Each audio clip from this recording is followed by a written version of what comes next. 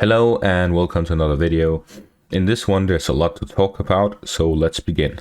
Starting up furthest north, we see that the Ukrainians are building up fortifications and defenses in the north, and that is to, in the future, counteract any new aggression from the Russian army into the Kharkiv area city itself.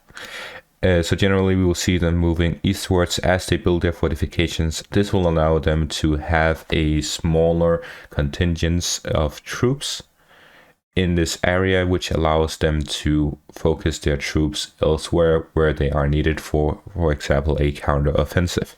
So we will see them moving eastwards as they build their fortifications until they've reached the village of Donetsk. After which there would be no reason to build up further unless they are building around these highways, because other than that there's no direct link to Kharkiv city. However, they would also need to defend their flank to the north. If the Ukrainians conduct a counteroffensive in the north towards Luhansk, then their flank would be vulnerable because the Russians could engage through the border and encircle them from the north. Other than that, there are reports of Ukrainian troop buildup around Dvorikne and Kupiansk, and a Russian attack on these buildups to delay their organization as well as further buildup, as the Russians expect the Ukrainians to, after finishing their buildup, conduct a counteroffensive here in the north to engage Luhansk from the northern side. So the expectations seem to be that the Ukrainians will try to aim for this road here, which will allow them to conduct an offensive, even though the muddy season begins soon, as it hasn't begun yet, which means that the ground is not muddy yet.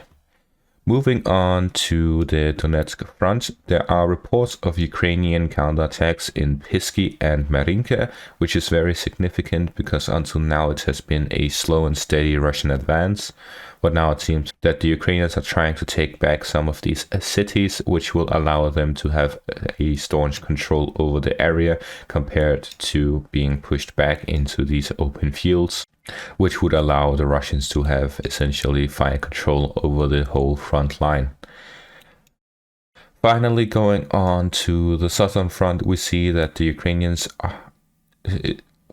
Russians have reported a Ukrainian troop build-up around Kharkiv, which they assume the goal is to create a landing around Pokrovsk and push eastwards into the Kherson Oblast from the south.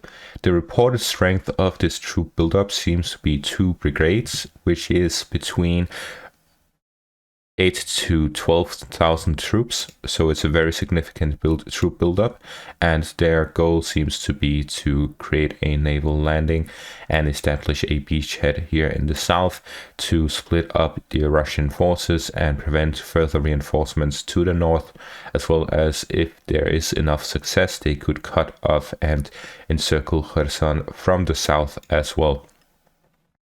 So generally, that's the updates for today. Thank you all for watching and have a great day. See ya.